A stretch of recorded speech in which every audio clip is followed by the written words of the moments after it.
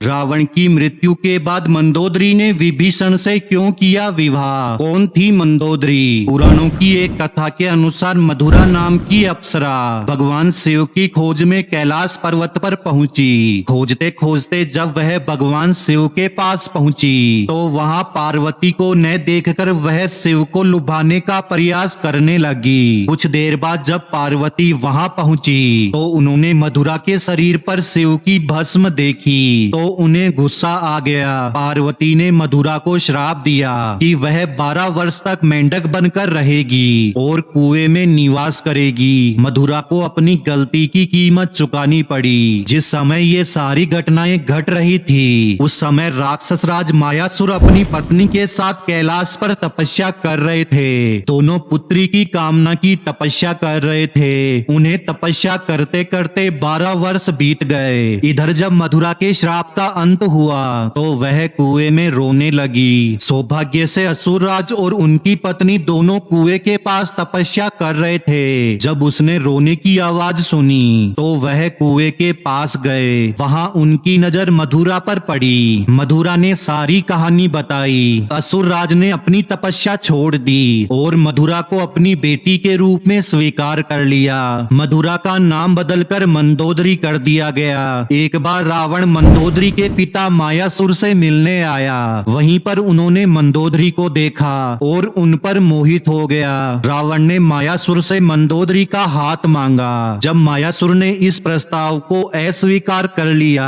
तो क्रोधित रावण मंदोदरी का अपहरण करके ले गया। दोनों राज्यों में युद्ध की स्थिति बन गई। लेकिन मंदोदरी जानती थी कि रावण उसके पिता से भी अधिक शक्तिशाली है, इसलिए मंदोदरी ने रावण के साथ रहना स्वीकार कर लिया। रामायण में मंदोदरी का चरित्र अत्यंत नीतिवान बताया गया है। जब रावण ने सीता जी का हरण किया तो मंदोदरी ने इसका खूब विरोध किया था। मंदोदरी ने बार बार रावण को समझाने की कोशिश की कि दूसरे की पत्नी का अपहरण करना अपराध है, लेकिन रावण नहीं माना। अंततः राम से युद्ध में रावण बुरी तरह पराजित हुआ और उसकी मृत्यु हो गई। रावण की मृत्यु के बाद भगवान राम ने मंदोदरी को विभीषण से विवाह करने का प्रस्ताव रखा। उन्होंने समझाया कि विभीषण के साथ मंदोदरी का जीवन बेहतर होगा, लेकिन मंदोदरी ने इस प्रस्ताव को अस्वीकार कर दिया। कहा जाता है कि इसके बाद एक बार फिर